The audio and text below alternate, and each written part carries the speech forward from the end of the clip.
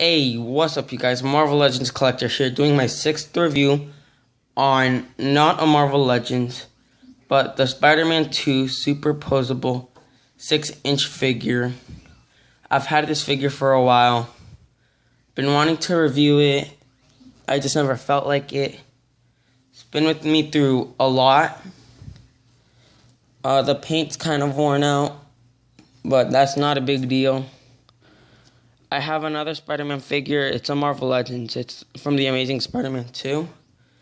It's just that an arm broke off, but just because it's broken doesn't mean you still can't have fun with it. So, yeah, let's get into reviewing this figure.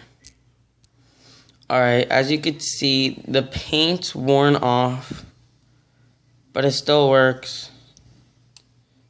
Yes, the black's worn off here on the red and on the spider.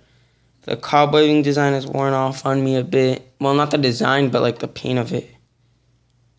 For the rest, it's pretty good. Well, on the legs, it's been wearing out also. Does have pegals on the bottom of his feet. Crotch has been wearing off on me a bit. See if I can... Yeah, you could kind of see that. The waist joint's kind of loose, and so have the legs, but I could still pose it around. You can see it's been wearing off on me a lot, like over here and here. Looks like he's gotten spanked a lot, hasn't he? No, I really actually like this movie. I think this Spider-Man movie, sorry, not the Spider-Man 2 movie itself, but like the classic Spider-Man movies, must be my favorite. Tobey Maguire did great in Spider-Man. Yeah. He did great. And he's not supposed to be like funny like Andrew Garfield said, like Andrew Garfield did. But I kind of liked Andrew Garfield. I really liked it, but I think I like this one more. As you could see, just like Marvel Legends, they did paint it in. They did paint it in. It's just that the paint's been wearing off on me. Now, the bulging shoulders reminds me of the old Toy Biz Marvel Legends, which is like the first company I think that made Marvel Legends. It's got these great butterfly joints right here, shoulder joints that move back not so far. And then this hinges like up and down. And so yeah, let's get into the articulation. I already explained the shoulders, but I'll explain the rest, everything else. Let's get into the articulation. Now his head can look up that far, which I think is great for a Spider-Man figure because you want him to like wall crawl and whatnot. But his head can't. Head can't really look down. That's as far down as it goes. And it does turn side to side, but it's not in the head, it's in the neck. As you can see, it's the neck itself that turns around. And no head pivot. The shoulders could move up that far. Do get a bicep swivel. Double jointed elbows. Rotation here at the glove. And the hands hinge up and down. And individual finger articulation, which I think is great because you want him to thwip, you want him to wall crawl, you want him to punch. So yeah, individual finger articulation is great.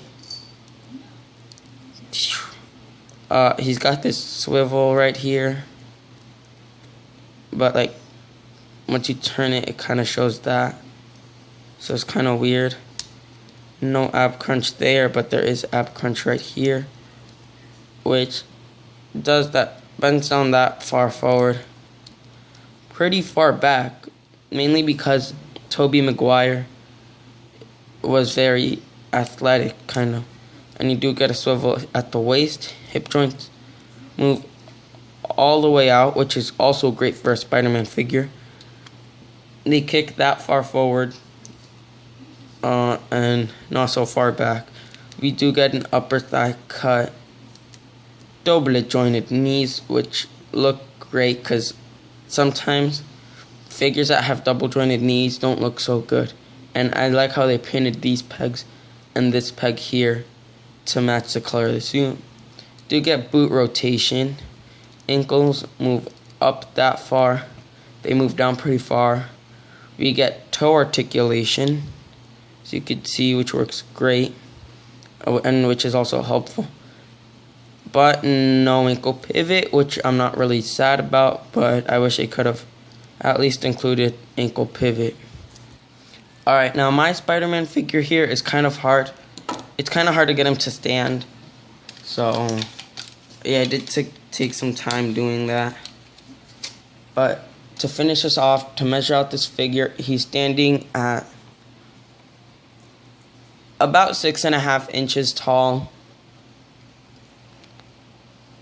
or a bit higher than 6.25.